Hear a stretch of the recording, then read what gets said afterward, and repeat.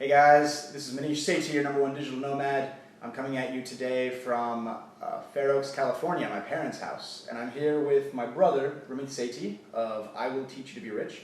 And I'm pretty happy and pretty excited. Ramit has offered to do an interview with me about some things that have been on my mind, and I'm pretty excited to talk to you. So Ramit, how are you doing? Good. Yes. Just woke up from a nice 2-hour nap, so I'm feeling good. I was trying to decide, because usually I'm pretty polite with most of my interview candidates, and I'm like, this is my brother, I'm like, should I just start smashing him with a pillow? Or do I have to do wait this interview and make him some tea? So anyway, Ramit has been running his site, I Will Teach You to Be Rich, and you're doing the Earn 1K program, which I believe is your main product. And then what else do you do? What else are you working on these days? So my site started off as a personal finance site, and really my interest is not in money, it's actually in behavioral change. That's my background, persuasion and social influence. So I started off just writing about money, and I wrote a book, came out in 2009, developed some courses online. Earn 1K is one of them, my flagship one. Coming up soon, I've got a new major course coming out on how to find your dream job.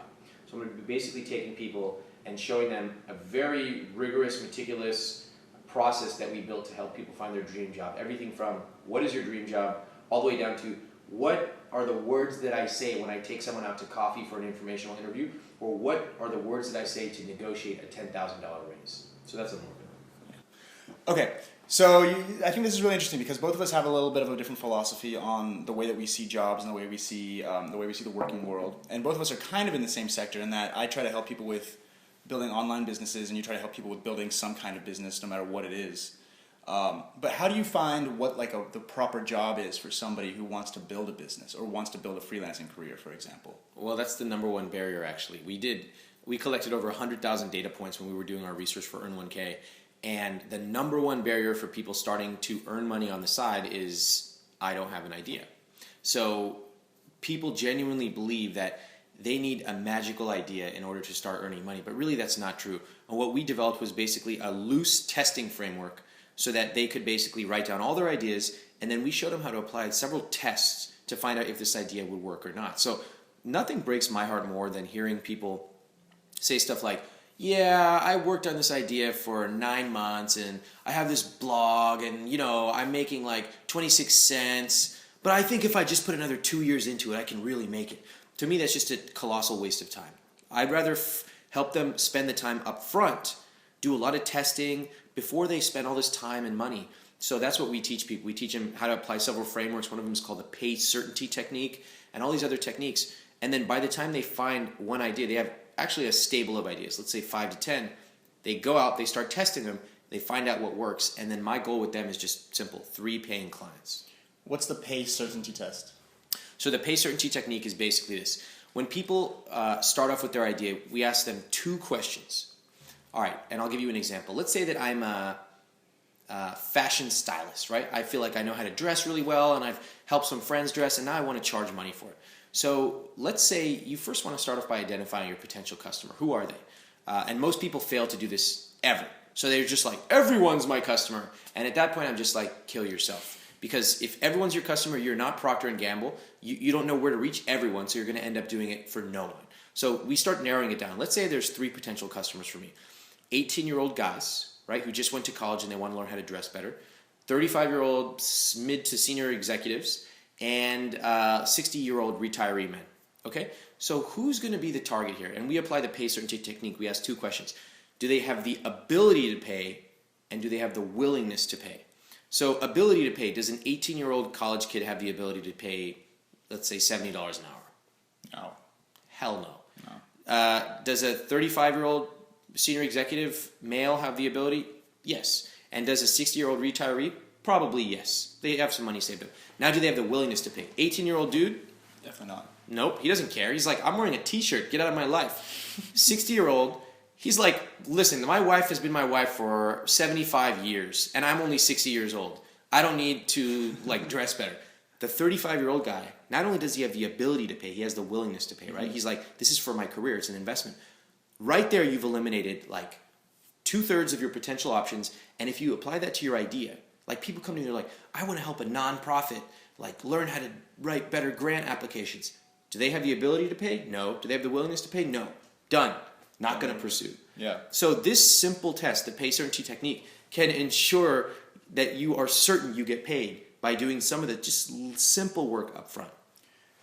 Okay, I think that's an interesting point. However, I also noticed that, like, even with your business, it took 5 years before your blog really took off. You know, and it always seems like that. If you look at, there was a post recently by Sean Ogle from Location A180 where he said he looked at his RSS feed, and out of the 30 or 40 lifestyle designers that he had on his feed, only 5 were still going, and those 5 were incredibly successful. And it was because they worked so hard and took the time and continued to do it that they were able to finally break through. So how do you reconcile that? That's a great question. Remember that when I started off my blog, I was a cocky college kid in 2004, and I had no intention of making money from it at all. In fact, I had no ads, no products, no nothing. I didn't even want people to think I was doing it for money because I wasn't. It was just a hobby. So I didn't make a dime off that site for maybe 3 years. If I started a business now and one of my goals was to generate revenue, which it almost certainly would be because I've adapted my thinking, then I would want to start off by starting off thinking at least a little bit about the audience.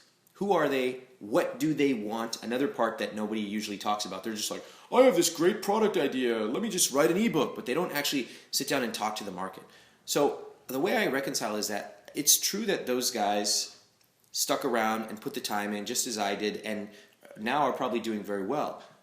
But that's a luxury that, say, typically a white 20-something, young 20-something can afford to do. If you already have a job and you're looking to earn more on the side, or if you're not like 20 years old and your monthly burn rate is more than like $700 a month, you don't want to spend like 4 years trying to figure something out. So my thing is, like, if it's a hobby, that's one thing and that's great, and sometimes hobbies can turn into revenue. But if you're starting a business means you're generating revenue. So let's at least do a little bit of the work up front, listening to users, applying some techniques, and you can maximize your chances of success. So in like a step-by-step process, how would you say that I sat down with like a list of 5 to 10 ideas, and I said, hey, I think these will make me money, and you were to tell me, okay, let's go ahead and test it. How would we test these ideas? Okay, so this is the magic. This is the secret sauce of my business, and it's the secret sauce of Earn 1K as well. And I love telling this to people because you're free to like study what I do with my business and with Earn 1K and with Dream Job. The fact of the matter is that most people just don't do testing because it's hard, it takes time, it's very challenging to dig through all this data. So let me show you what we do. All right. So Earn 1K. By the way, usually I talk about helping people make money via freelancing, but I'm going to talk about Earn 1K as a product because I know a lot of your readers want to make products. We could talk about why I disagree with that, by the way, later. So Earn 1K is this online video course. It's an 8-week program, and it's sort of very, very rigorous. We've put thousands of people through the course. So when I went on book tour in 2009, people in every city, I was asking them, like, what do you wish I wrote more about? And in almost every city, people were like, I love your automation stuff, but I want to know how to earn more. I was like, really? That sounds kind of weird. Like, don't you think it's kind of scammy? And they were like, well, I don't know what to do. So I went home after hearing this in multiple cities, and I got my team together, and I said, let's at least investigate this earning more stuff. All right? So we basically bought every course, every product, every book on earning more that we could find. And we broke it down and classified this universe. We call it cloud research. We created about 5 clouds. So we found like one cloud was passive income, one cloud was like negotiating your salary, one cloud was freelancing, and there were a few others. And I looked at it and I was like, yeah, I like freelancing. I had raised my rate, several multiples in the last few years. And I also thought a lot of people neglected freelancing because it's not as sexy as passive income. So I was like, I think we have some real advantage here. Okay, this is where paths can diverge. A lot of times people say, I'm going to write an ebook about what I know. Like, I used to charge $20 an hour, now I charge $300 an hour or whatever. Let me write about how I did that. But does anyone really care? Does anyone want to read that, or do they want to read a different approach? Okay? Let me just give you a very succinct example. There's a very sophisticated marketer whose story I heard, and he noticed that one of his friends had started an online course in the relationship dating space. And this guy was making $40K a month, so pretty good money for an online product. And this friend, he basically looked at it and analyzed the market and spent several months testing it, and he launched his own relationship course. And in about 4.5 months, he was making more than the first guy. Okay. Why? He identified through testing several subtle differences in the market and was able to create a better product, which is number one, market it better, target the right audience. All these things made it that much more better. So what we did was, for the first incarnation of Earn 1K, we collected about 50,000 data points. So we asked people, why do you want to earn money? Do you even want to earn money? Yeah. And then we asked it in a kaleidoscope perspective. We'd ask the same question 3 or 4 times, get different answers. We learned, for example, let me ask you, we call the course Earn 1K on the side. Why do you think we call it that? You tested it, I'm sure. Uh-huh. And it's because people want to see exactly a specific number, a specific verb, and they want to earn it on the side instead of having to, like, they can do it while they're doing their other job. Yeah, that's right, but it gets a little bit more subtle than that. So many of my successful students, they earn 10K or tens of thousands. Mm-hmm. But if I were to say earn 10K on the side, what do you think they would say? This is a scammy product, or there's no chance of it happening? There's no chance. I'm not the kind of person that can earn 10K. Yeah. Right? So that level of subtlety is strategic for your product name, even the material you have. On the side, what we found was that people believe if they're going to earn more money, they have to quit their job and start the next Google and like raise venture capital. I'm like, you're never going to raise venture capital. Okay, let's be honest. So on the side is very descriptive, right? So we found a lot of these subtleties, and we put it into a course, and we tested it and tested it and tested it. So we would run some people through it. We would micro test parts of it. And in fact, when I was in college, I used to write a comedy column. It was called Two Guys Who Are Better Than You. I have a very sort of modest title naming scheme, as you can tell. Anyway, so we would test it by actually going like this. Like, my friend and I would write the column, and we'd spend like 40 hours a week. I still remember this. And then we'd take it to our friends and watch them read it. And if they laughed where they should laugh, we're like, got it. If they didn't laugh, usually I'd be like, you're not funny. But actually, if 2 or 3 people didn't laugh, then we knew that we had a problem. Okay. Right? So it's all about like validating what you do versus what the market does. For Earn 1K 2.0, we collected another 50,000 data points and even refined it further. Okay. So you specifically test every single part of every single piece of your product and your like videos and stuff. Not your every marketing plan. Like, how do you lay it out? How like specifically do you lay out? Do you have like a Google Doc? What do you do tactically? We do several things. So first of all, we don't test everything. That would be impossible. Mm-hmm. We test like the big wins. So for us.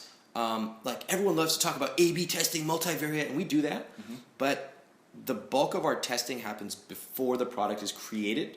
Okay, so like if you were to ask me, Ramit, would you rather test your sales page or like do testing before? I would always do it before.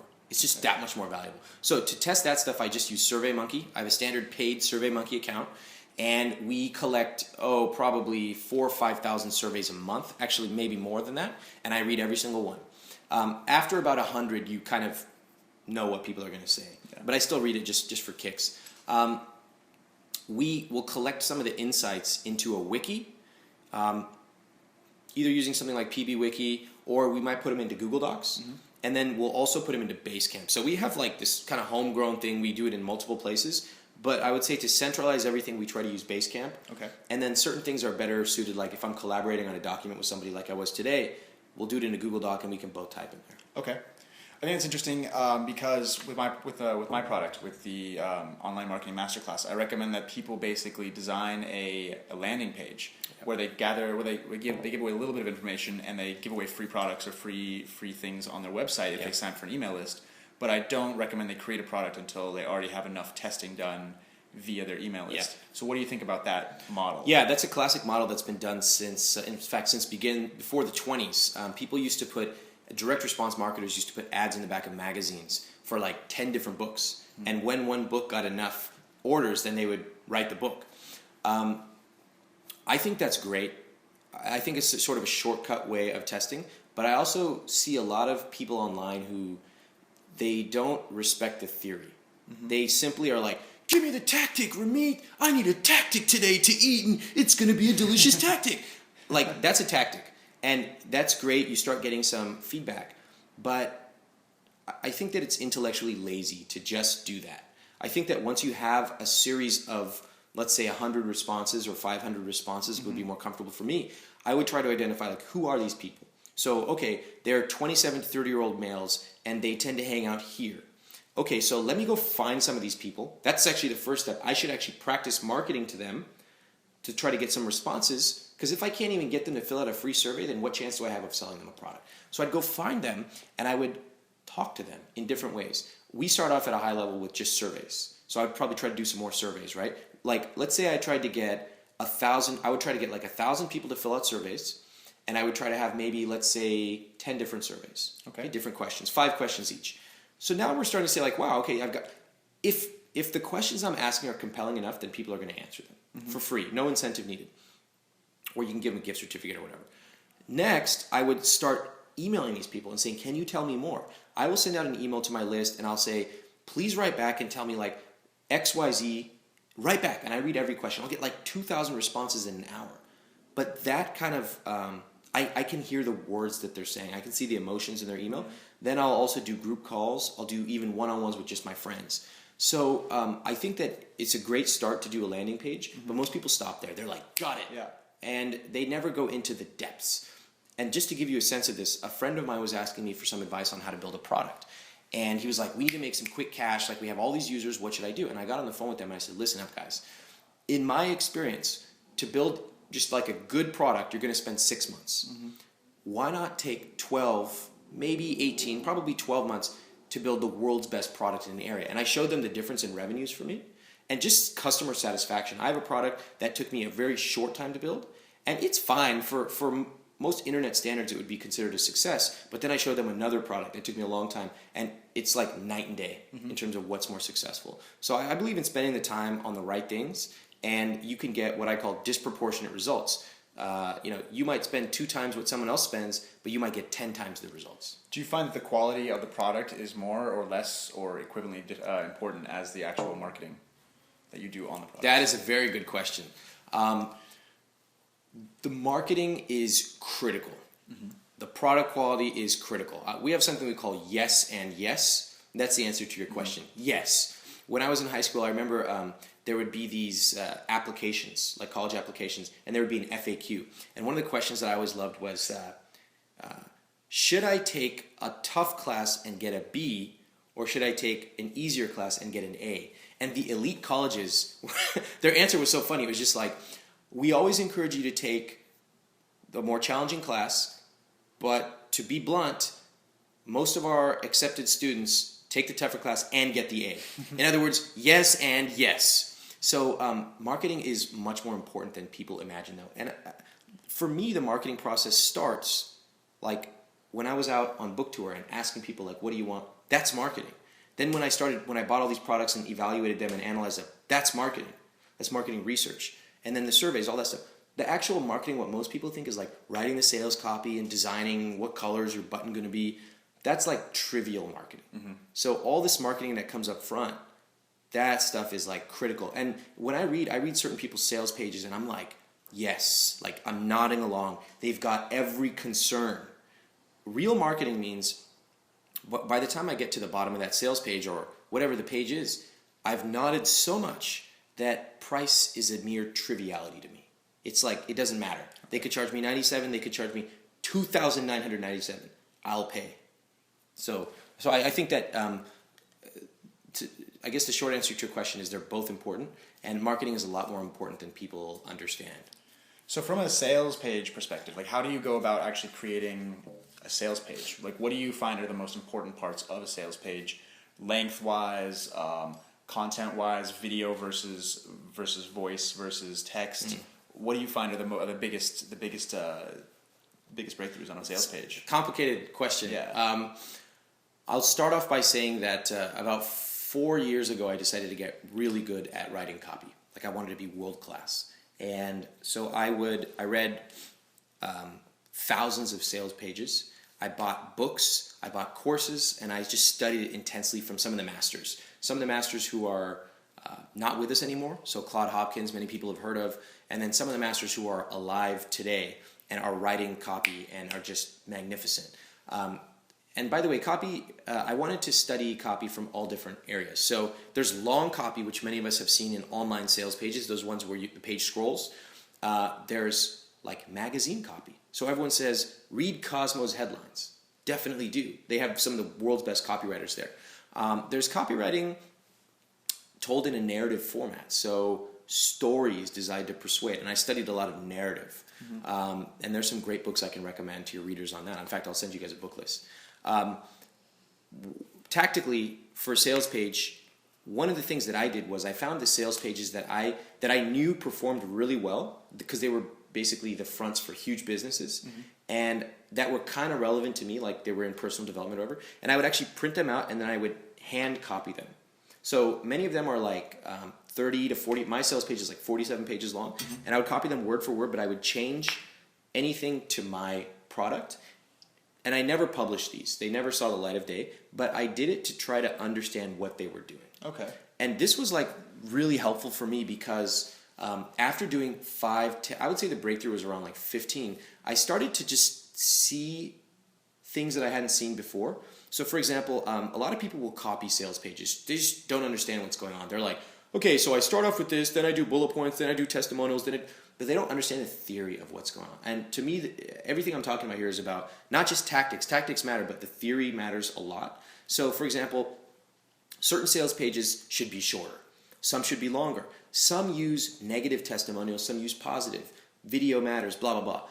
Tactically, I've been hearing great things about video, and I've been running some of my own tests. My video page is outperforming my long copy. Well, my video page is outperforming one variant by 50%. Okay. And that's not even an optimized video. So great things are happening with video these days.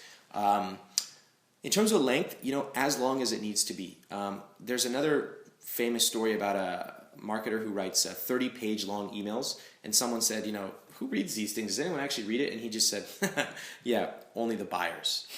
And so what you learn is that if you write engaging copy, there's almost no length that someone will not read. So if you're writing about back pain, for example, and everything you're writing about is addressing exactly what they feel. When they wake up in the morning, how do they feel? What happens when the weather turns? What XYZ? They're going to be nodding their heads and saying, yes, yes, yes.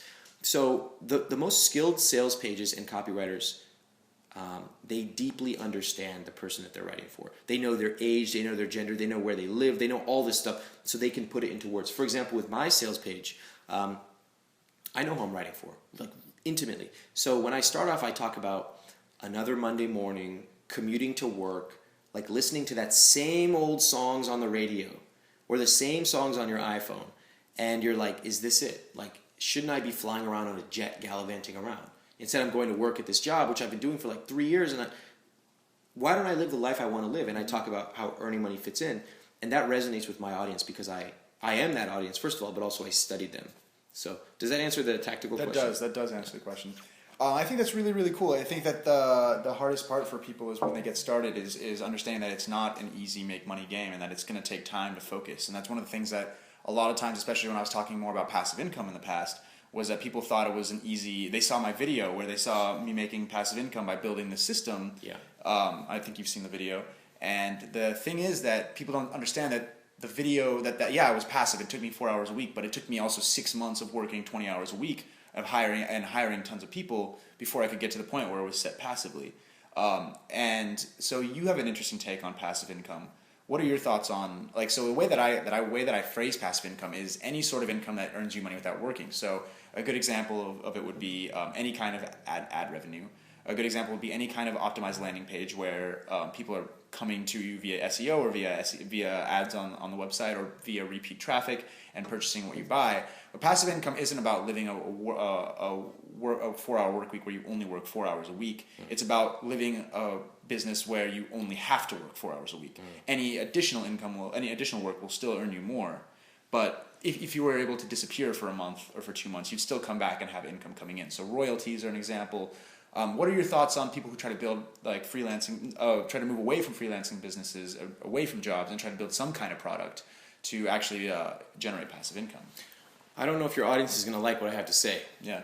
In general, I don't believe that most people are sophisticated enough to earn passive income.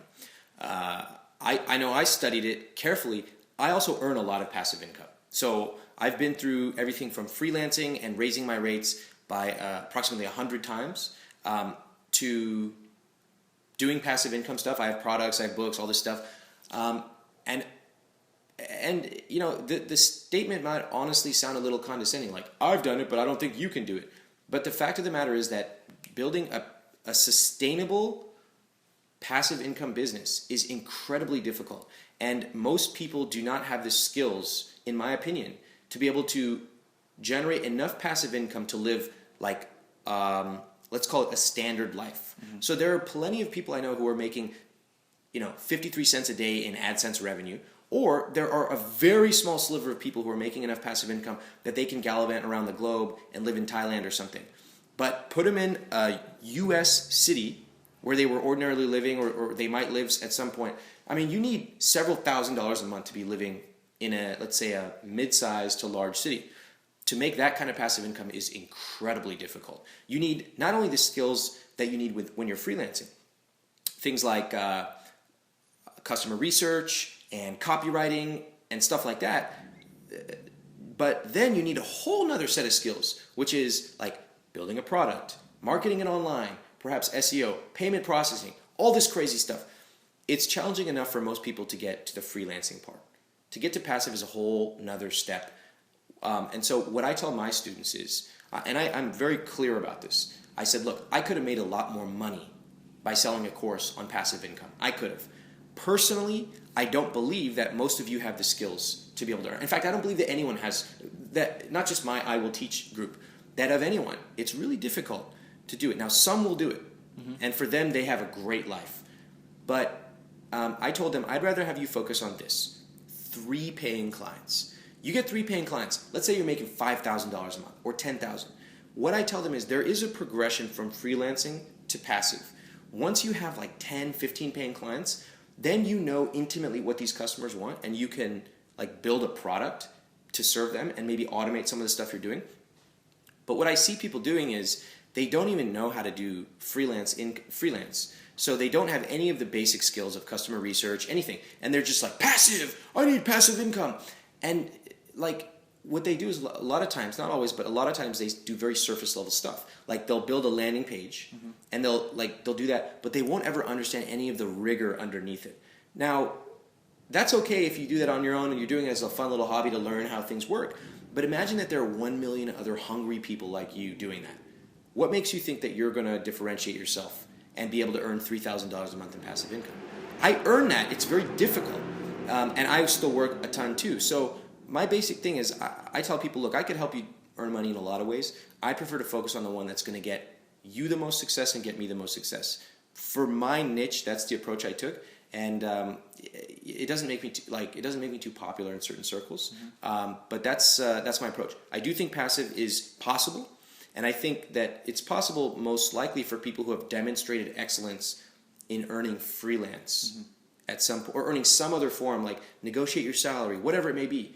Once you do that and you have some extra cash flow and you know how it feels to deal with a real customer, and then 10 of them, then try going the passive route. Well, like before I built my passive income business, I definitely was freelancing for a year and a half before I got there. And I used my income from freelancing to fund my passive income. But then I made my goal, rather than being I made my goal strictly make passive income. And that was the only thing that was important in my life, was getting to passive income. And when I focused on purely arriving at passive income, then other things started to disappear. Freelancing contracts I would say no to, because I knew by researching strictly passive income strategies and by applying what I learned throughout all my businesses and university and whatever towards passive income, I was able to inch myself there closer and closer. And I did have to sit down and actually get the work done, but it was because I focused purely on passive income that I was able to get to passive income. So whereas I understand that, like, for example, a lot of people who've taken my classes or watched my videos and have tried and done have done a half-baked attempt to do my work end up failing. And I expect that, because they're not doing the work. And you guys, if you put in an hour and a half, you're not going to make $100,000 a year or anything, you know? Yeah. Like, it does take work, but I feel like passive income, because there's so many methods to get there, it's not just one specific method. Passive income is just a way of looking at any sort of income, but just automating it. It's not impossible to get to, and there's not one specific strategy. It just has to be applied. Everything you do has to be applied with the idea of passive income is in the future. So, like, one thing that I'm always interested by when people are trying to do businesses is they often, like, the hardest working people. I don't know if you've ever seen this, but some of the hardest working people, the people who would be you look at them and you're like, you would be the best employee in the world, why aren't you an entrepreneur? Because you could be making 10,000 times this if you weren't, constructing a house.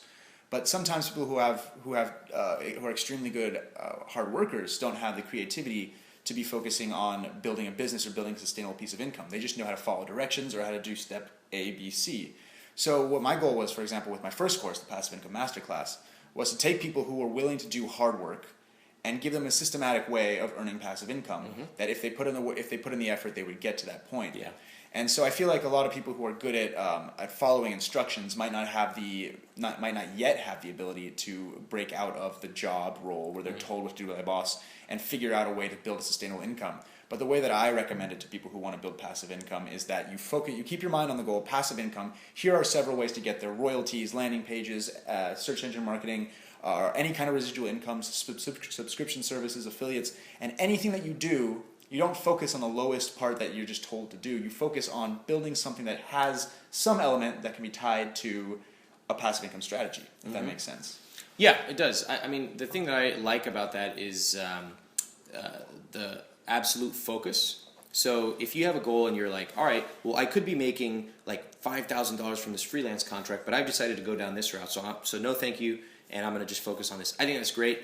I do think that it's always good to set a time to failure. So a lot of people, they'll start off with these projects and they never decide how long am I going to do this before I give up? It's important.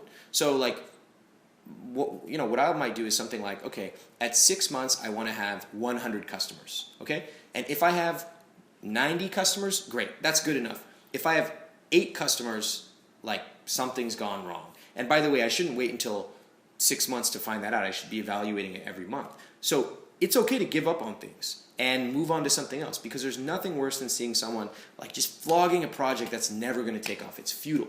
And I think, like I said, some people do passive income, but my thing is I just want people to be realistic, and I also want people, for my audience, $1,000 a month extra is a meaningful difference in their lives. It's a huge amount of money for people.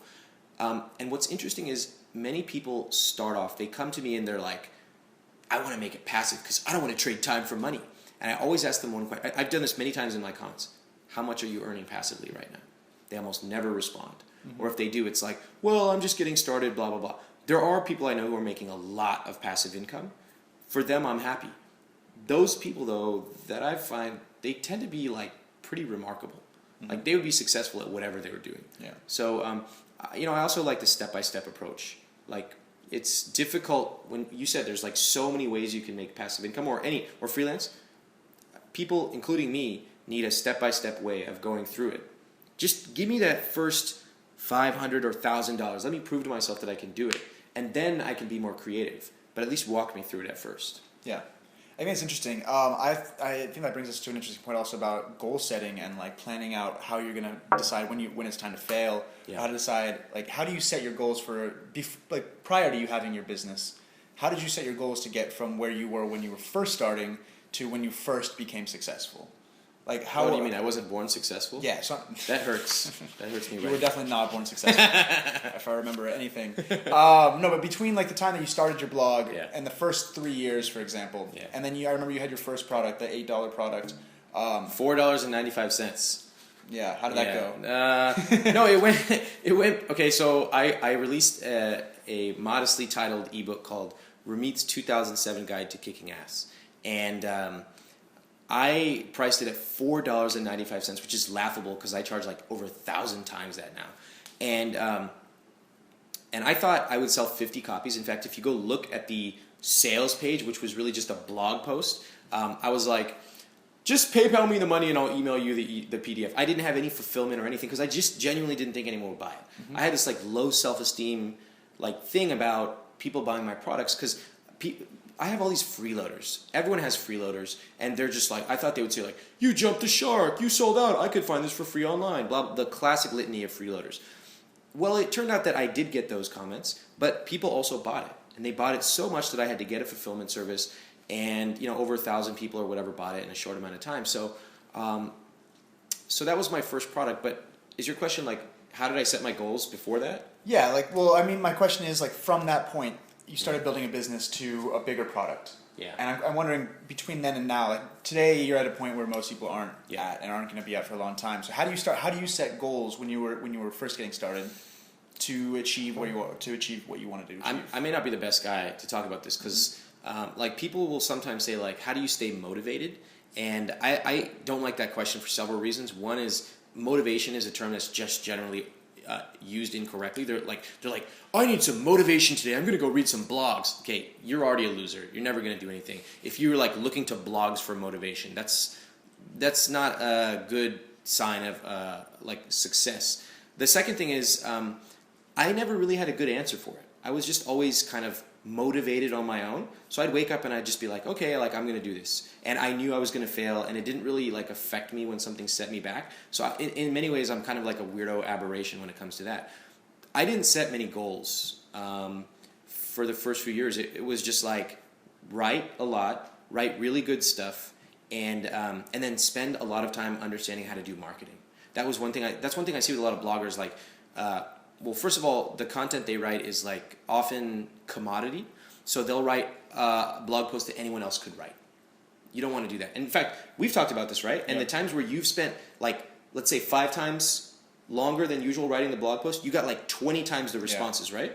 It never fails. People, they want to write these like throwaway blog posts, and the response they get is throwaway. Spend when I do my guest posts on other people's sites, I'll spend 15 hours writing that guest post. But guess what? It's some of the best marketing I ever do. So when did I start getting more rigorous about goal setting? Well, I had a book that I had a book contract for, and they gave me 9 months, and it took me 8 months to do the table of contents. So I don't think my goals were very effective on that one. Really, when I started getting more rigorous about goal setting was when Earn 1K became a really big success, and I could set metrics around that. Mm-hmm. That may not be as useful to your viewers. Okay. So I have a couple other questions I want to get to before we wrap up. And sorry for bombing that goals question. It's okay. Not everyone has goals in life. I have no goals in my dim life. I don't know what to say. But so like when you were talking about freelancing, how do you find is the best way for people to approach who don't have a huge portfolio already, or who haven't had too many clients, let's say a web developer or a web designer? How would they find their first freelancing clients? Okay. There's a lot of ways to find your first client. First of all, understand that technical skills are not always, in fact, they're rarely the thing that's going to get you the job. Okay, I have people that I work with that are probably people more technically skilled than they are, but these people are super responsive, which matters to me. They always respond to the email. They never miss a deadline. They're highly communicative. Matters to me. Okay, I'd rather take someone like that over the most fancy, schmancy, whatever, because these values are important to me. The second thing is there are ways to know whether to work for free or not. A lot of people get into trouble. They go on Craigslist and they're just like, I'm a designer, I'll work for free. Wrong. You're going to get a bunch of scammy companies that are going to take advantage of you. And you honestly look like desperate if you just go out there and you're just like, I'm free. I'm like, you must be free for a reason, weirdo. So free to fee is this whole section in Earn 1K where we talk about how do you know who to work for free? And also, how do you go from free to fee? How do you go from someone not paying you to actually getting them to pay you? It's pretty challenging. My big thing for people is get a portfolio if you don't have one. Mm-hmm. So it's okay to work for free for a couple times. Engineers, by the way, hate this. They're like, working for free? That's ridiculous. They're undervaluing me, these MBAs. I'm like, dude, please, just put your ego aside for 1 second. Your goal is to get a portfolio so that you can go to somebody else and be like, this is what I did, and this is why I deserve like top of market. So a lot of my students, like I have students that went from making, let's say, $25 an hour to $100 an hour, but actually the most rewarding for me are people that were making $10 an hour, and now they're making $40 an hour. Imagine the difference between someone making $10 an hour, like on the side. They're doing low-skilled labor, right? They're like hanging up flyers or whatever, and now they're making $40 an hour. That is a massive shift. You can do that by a couple of things. 1, building a portfolio. 2, deeply understanding your client's needs. So too many times I see freelancing beginners, they go in and they're like, here's my service, like I can do this for you. And they don't even understand what the client wants. So we actually spend 4 weeks in Earn 1K. I insist people go through this whole area of deep customer insight. So I teach people how to basically, marketing terms we call it mind reading, but really what we're teaching people is how to get inside the head of their clients. What are their clients' number one concerns? What are their hopes, fears, and dreams? So when you walk into that meeting, or when you send that email, you're not just like, hi, I'm a freelance designer and I'd love to help you with your website. That's an instant delete. But you're like, hi, my name's John. I've been reading your site for 3 years. I love what you've done. You helped me pay off $5,000 of debt. By the way, I noticed that you've been putting up some videos, and I noticed that the editing is not really great. I actually recommend 3 things, X, Y, and Z. And by the way, I already did 2 of them. Here you go. Here's a link. If you're interested in more, I'd love to hear from you. Yeah. Wow. And by the way, those X, Y, and Z things he identified were things that have been on my mind. Done. It's a done deal. Mm-hmm. So we teach people a lot of different techniques and tactics and strategies for understanding people, including like conversational scripts. What do you say when you go meet these people to learn from them? And then including like, what do you say in the emails? What do you do in the meetings? All that kind of stuff. Okay. Yeah, for anybody who's interested in freelancing and finding their first clients, also a friend of ours, Charlie Hone, wrote a book called The Recession-Proof Graduate, which is about basically working for free for people that you respect and doing something by offering free help, free consulting until you're able to build a portfolio. It's a really good book to check out. It's a good one. The last question I want to ask you is about mentors. Basically, in the same vein, how do you find mentors and how do you connect with people who you really want to connect with? For example, say that I want to go meet somebody famous and I believe that he, not famous, but rather famous in my space, some excellent lifestyle designer or whatever, and I want to interact with him and help him in my way. How would I approach him? This is a good question because it separates the wannabes from the real people. So a lot of times people will say like, I want to meet this famous person, and then I talk about how like my process and some of the people I know their process, and it's like pretty hard. It takes a lot of time, and what you'll see is you get two types of people when you tell this dude. One of them is like, well, that sounds like a lot of work. And I'm like, you're a wannabe. Goodbye. And the second type of people are like, cool, I've already been doing that with other people. So meeting someone famous, just for the sake of meeting someone famous, personally, I don't, like, it doesn't resonate with me because I've met famous people and I'm just like, okay, like, what am I going to do now? I have a photo, or what am I going to brag to people that I know this guy? It doesn't really feel that deep to me. Mm-hmm. So, I would rather make like deeper connections with a fewer amount of people and like have like genuine friends that you can hang out with, or you could stay at their place or whatever. The number one thing is like to think about like, why do I want this? Like, am I just doing this honestly to seem like it's cool? And if that's the case, that's cool, but you have a totally different approach. Like if you just want to meet a famous musician or something, well, you can probably find a way to do that. You can get a connection and then you can go backstage and say hello and then what's next? That's it. Mm-hmm. Mentors to me are like some of those valuable relationships you can have. So I have a series of mentors, anywhere from like professors that I used to have at Stanford, to other business people who run similar business. Some of these business people, by the way, are my age. Mm-hmm. Sometimes they're even younger. All the way down to sort of personal mentors and things like that. The way that I met or meet these people is really to approach them. And I might approach them through an email. It's best if I have a warm contact that can say, hey, you two, I want you to meet each other, Ramit, blah, blah, blah, and then they describe why I'm interesting. Then this person, they describe why that person is interesting, and then they direct us as to the next step. Because I'm trying to get their attention, I should always be the one following up and doing the work. Mm-hmm. So I always say, like, know your role.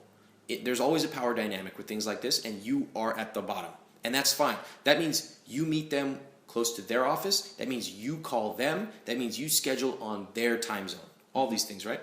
And then, when I meet them, I would just like try to like understand what it is they're doing and add some value if I can. I might try not to ask for too much on the first meeting, but I would just try to add value. And like add value, what does that mean? It means like if they mention that they're really interested in XYZ, well, I might happen to know about that and find a link. Or I might be like, oh, I know the guy who wrote the book on that. Would you be interested if I introduce you? Wow, they're pretty interested in that. Mm-hmm. So I'm adding value to them. And then I try to meet them in different ways. So like, it's good to meet people socially. It's also good to meet them professionally. That really like changes the dynamic once you meet people socially. It's like, as you know, like a whole different dynamic, right? But I have to say, I was thinking about creating a mentorship product, and my friend and I, Ben Kaznoka and I, are both like really, really interested and fascinated in mentorship. But we started doing initial customer research, and we discovered that no one would ever pay. No one. Like people claim they want mentors, but actually what they want is access to famous people so that they can say that they have access to famous people. Got it. No one wants to go through the process, or at least not that many people, not enough to build a course around it. So we're just like, all right, never mind. But I will tell you that like mentor is this really vague idea. Like you'll hear really qualified people, really awesome people being like, yeah, like everyone should get mentors. And you're like, okay, what does that mean? Where? Who are these mentors? What do I say? That was what I wanted to address with this. But it turns out people they're not really that interested in doing the hard work. So if I were to say one thing, it would be find someone who you respect. And by the way, this person does not have to be in your industry.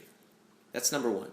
Okay? Like it could be a blogger you read, it could be a magazine article about someone doing something cool. I was just reading Time magazine. It has like 50 best inventions. That's 50 potential mentors if that's what you're interested in, okay?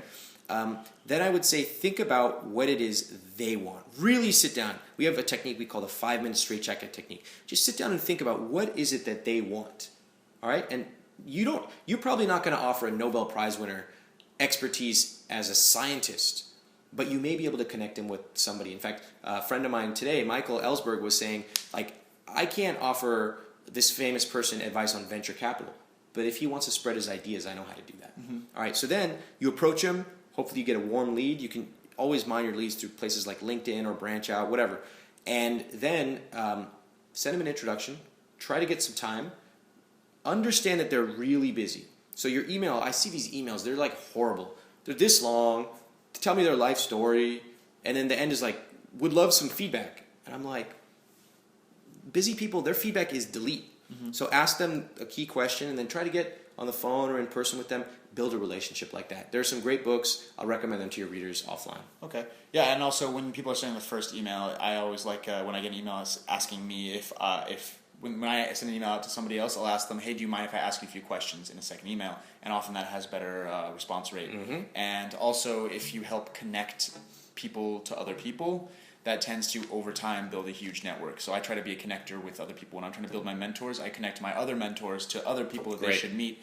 And over time, by connecting people to people that they should meet, you will be able to get better access to mentors. Yep, that's exactly right. So anyway, that was very helpful. Thank you very much for the conversation. You guys check out Ramit's stuff at iwillteachyoutoberich.com and join his email list. And thank you very much for tuning in. Thanks, guys. See you guys.